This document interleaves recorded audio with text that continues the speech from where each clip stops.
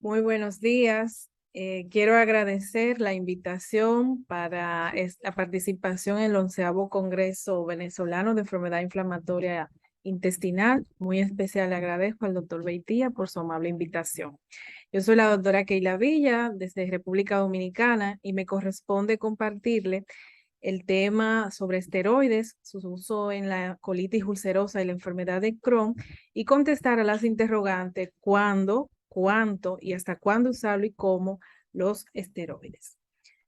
Me gustaría compartir brevemente una breve historia sobre los esteroides, su mecanismo de acción, y luego dar respuesta a las interrogantes que vamos a ir utilizando. Y en final las conclusiones.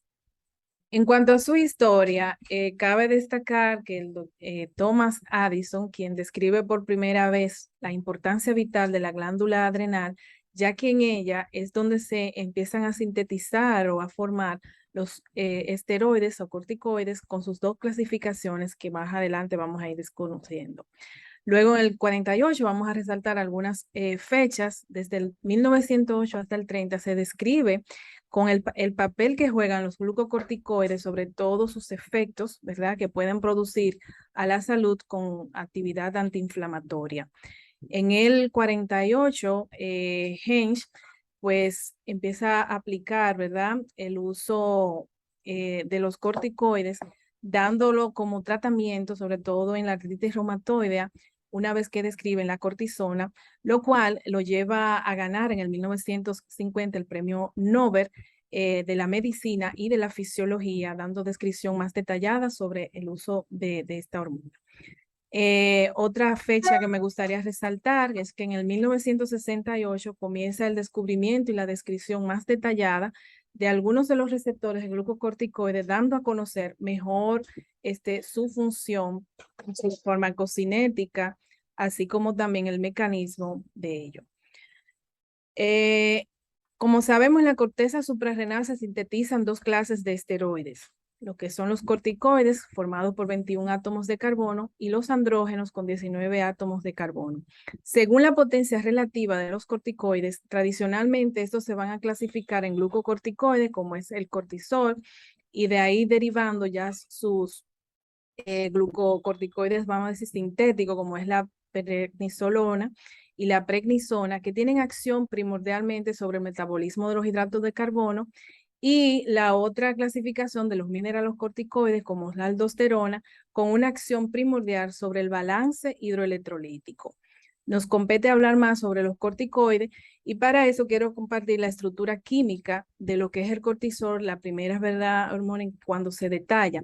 Como sabemos, sus usos siguen siendo vitales, pero dado el efecto o los efectos colaterales que estas pueden producir, nos vemos limitados, ¿verdad? Y por eso vamos a puntualizar cómo es que la forma correcta de aplicarlo. Según su farmacología, la absorción del cortisol sucede casi en un 90% en un poco tiempo. Y sus preparados pueden ser administrados o se absorben de manera adecuada tanto por la vía oral como intravenosa, y aparece luego de su absorción un transporte que casi el 90% luego de su absorción se unen a lo que son proteínas, las principales como es la transcortina y la albúmina, la cual se sintetizan ambas en el hígado. Y esta, la transcortina, tiene una alta afinidad, ¿verdad?, por los corticoides, pero su efecto o acción es muy baja, contrario a lo que sucede como con la albúmina, que su capacidad de unión es mucho más alta, por lo tanto, un alto porcentaje de los esteroides se encuentran unidos a esta, y una parte libre que queda o sin unión es la que produce los efectos biológicos que andamos buscando. Luego de su metabolismo, pues cabe destacar en este caso que suceden básicamente por las transcripciones que pasan por los genes, y luego vienen estos receptores de glucocorticoides, que son las estructuras, ¿verdad?, con los efectos glucocorticoides en los diferentes tejidos, y se producen a través de un único tipo de receptores específicos que son distribuidos en los diferentes tejidos. Por eso vemos en los glucocorticoides de acciones sistémicas que puede haber repercusiones o efectos adversos en los diferentes órganos. Los receptores de glucocorticoides y los factores de transcripción hoy en día se han ido conociendo y por lo tanto muchas transcripciones genéticas pueden dar lugar a los efectos, ¿verdad?, que andamos buscando. Y en los últimos años se ha observado que el mecanismo clave por el cual los glucocorticoides ejercen su función antiinflamatoria lo hacen mediante la capacidad de unión directa con los reguladores de glucocorticoides a determinados factores de transcripción, tales como son la proteína activadora 1 y el factor nuclear kappa beta, los cuales permiten esas transcripciones genéticas dando un efecto mayor antiinflamatorio. La modificación de esa estructura clínica, como son uniones de doble enlace, ha logrado que esta estructura principal de la hidrocortisona se modifiquen y den lugar entonces a los glucocorticoides sintéticos, como es la metilprednisolona o prednisolona y prednisona, que potencializa hasta 4 veces más y por un tiempo más prolongado su acción comparado con la hidrocortisona. Así también esto ha dado lugar a la síntesis de otros glucocorticoides o corticoides, ¿verdad?, con acciones locales o tópicas, lo cual se anda buscando reducir los efectos adversos y que no tengan un efecto sistémico, sino de manera más local, lo cual han dado lugar a otros tipos de esteroides, ¿verdad?, como la triamcinolona, aquellos que se pueden inhalar, aquellos que se usan de manera tópica, buscando la forma de reducir esos efectos indeseados. Y es que el efecto farmacológico que potencializa su acción antiinflamatoria, estos, como decimos, son los fármacos más potentes y efectivos en la prevención y supresión de la inflamación ocasionada por los diferentes estímulos de tipo mecánico, químico, infeccioso, inmunológico, así como también inhiben diferentes aspectos de inflamación al estimular o inhibir la transcripción de genes y la expresión de mediadores, receptores, moléculas de adhesión y la citosina.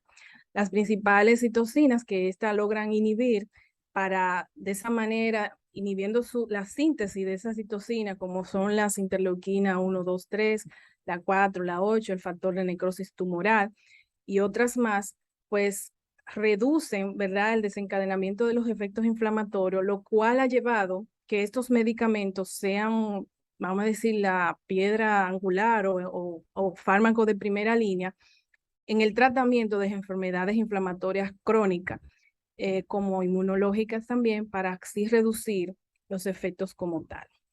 Ahora bien, en cuanto a su uso, es bueno recordar y tener claro que los objetivos con las terapias que hoy en día tenemos es completamente librar al paciente del uso de esteroides. Pero ¿cuál es nuestra realidad?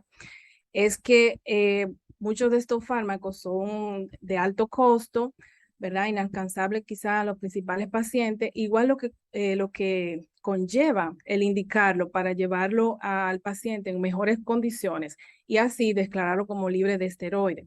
Por lo tanto, los esteroides, por la fácil obtención que se puede y los efectos rápidos que podemos lograr en recaídas agudas de estas enfermedades, pues siguen siendo utilizados de gran manera y sobre todo en nuestro medio, países nuestros, ¿verdad?, tercermundista aún, y que quizás nuestros pacientes no tienen un alcance a una medicación rápida y efectiva para reducir lo que son sus efectos de enfermedad activa.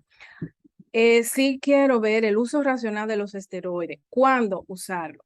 Pues para eso tenemos guías internacionales, ¿verdad? Traje a colación algunas de las recomendaciones de lo que son las declaraciones de la guía de la ECO en la enfermedad de Crohn y colitis para fines de cuándo utilizar los esteroides.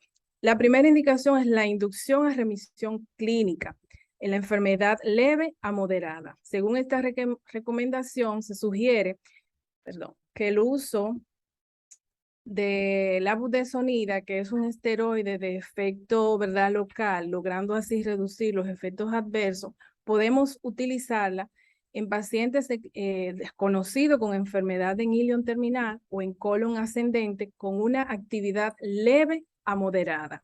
Esta tiene una recomendación fuerte, aunque su evidencia en calidad es moderada. En la enfermedad moderada a grave, tenemos la aplicación de los esteroides, ¿verdad? De acción sistémica. Está indicada en pacientes con enfermedad de Crohn activa. Se sugiere ese uso de esteroides sistémicos para la inducción de la respuesta clínica y remisión de la misma. Aunque su recomendación realmente es débil, casi siempre ya cuando un paciente nos llega con este tipo de actividad, se recomiendan pues medicamentos de otra entidad. Los esteroides sistémicos son muy efectivos para controlar la enfermedad activa, induciendo así la remisión hasta en un 90% de los casos. Pero es importante destacar que como se ha demostrado que los esteroides no inducen una remisión histológica, por lo tanto no se van a usar como de mantenimiento. Entonces, lo primero a tener claro que cuando lo uso es cuando quiero conseguir inducción a la remisión clínica en una enfermedad, ¿verdad?, activa. En cuanto a la colitis, pues igual se recomienda el uso de esteroides tópicos rectales para una inducción de la remisión en pacientes que tengan una enfermedad distal activa, es decir, una protitis, una protoximoiditis, que pueden ser usados tanto en espuma como supositorios y enemas para poder lograr así una remisión. Y se sugieren también los corticoides de liberación colónica para una inducción de la remisión en los pacientes con una colitis leve a moderada. En este caso, y en nuestro medio tenemos, por ejemplo, la budesonida con el efecto MMX o multimatriz, lo cual tiene una liberación directa de colon, reduciendo así los riesgos de repercusión sistémica. En cuanto a la dosis, lo más recomendado es 1 miligramo por kilo de peso sin superar, por ejemplo, los 60 miligramos de vía oral, y eso debemos hacerlo en una pauta descendente. Está más que demostrado que las dosis prolongadas en el tiempo y en altas dosis, pues aumentan los riesgos, ¿verdad?, de los efectos indeseados, que es lo cual ha reducido el uso de estos medicamentos. En cuanto al tiempo, las sugerencias que nos dan esta guía es no superar de 8 a 12 semanas, ¿verdad?, en el tratamiento de vía oral, en los ciclos, recordando que las pautas con dosis máxima oral, ahí está la que se ha evidenciado, es que tiene un mejor efecto, o por ejemplo, que no superando los 80 miligramos no se consigue ningún otro efecto, eh, son así hasta 12 semanas. En la colitis grave se debe reevaluar respuesta a los esteroides, un paciente que se tenga ingresado a los 3 o 7 días del uso de esto de manera sistémica, y si no hay respuesta, pues evidentemente hacer justo un cambio de la terapia. Entender que si hay corticodependencia o corticorefractariedad, esto es indicativo inmediato de pensar en otra terapia de sustitución para lograr entonces la remisión y el mantenimiento en estos pacientes. Es importante que muchos pacientes tienen predisposiciones ya de hecho genética para hacerse córtico refractario. Por lo tanto, sin importar la dosis que se dé o en el tiempo, muchas veces no vamos a lograr una inducción a esa remisión. No podemos insistir con los ciclos de corticoides para la inducción de respuesta ni de remisión clínica, lo que significa que si no logramos en el tiempo pautado mejoría clínica, biológica, pues definitivamente se debe sustituir la terapia para fines de reducir los riesgos de efectos adversos. En cuanto a cómo utilizarlo, se prefiere las dosis que sean en horas de las mañanas. Esto se ha demostrado así porque son los niveles más altos que se ven en las mañanas, por ejemplo, del cortisol, que pueden reducirse durante el día, y con esto, como estamos suprimiendo la acción de estas glándulas adrenales, pues podríamos ir de manera fisiológica sustituir esa liberación del cortisol, y por eso se detallan en dosis únicas y que sean preferiblemente en las mañanas. También una vez que estemos dando los ciclos de corticoides, importante acompañar este esquema con complementos de los calcios más la vitamina D, de esta forma reduciendo así los riesgos de generar, ¿verdad?, la densidad ósea de los huesos, sabiendo nosotros las secuelas que pueden haber con los tratamientos prolongados. Y no suspender o no determinar la parada del ciclo en las dosis altas, ya que con esto se corre el riesgo de que puedan estos pacientes sufrir una insuficiencia adrenal con repercusiones sistémicas y hasta que podría ser fatal para estos pacientes. Realmente el uso, como les decía, se ve limitado por los grandes efectos adversos, como sabemos que son derivados de cortisol, que es la principal, ¿verdad?, hormona, vamos a decir, estresante. Estamos generando a estos pacientes realmente estrés celular, pero muchos de los efectos se ven también replicados en otros tipos de terapia. Y en este cuadro lo que quiero es mostrar que según el medicamento farmacológico, comparado, ¿verdad?, los corticoides con otros más, realmente en los inmunosupresores es que mayormente se vieron efectos adversos indeseados o con desenlace, ¿verdad?, fatales en estos pacientes con una P significativamente estadística, lo cual hace también que comparemos, ¿verdad? Cuando el paciente requiere el tratamiento, en qué momento darlo. Pues repito, los objetivos de la terapia hoy día es tener al paciente, ¿verdad?, libre de corticoides.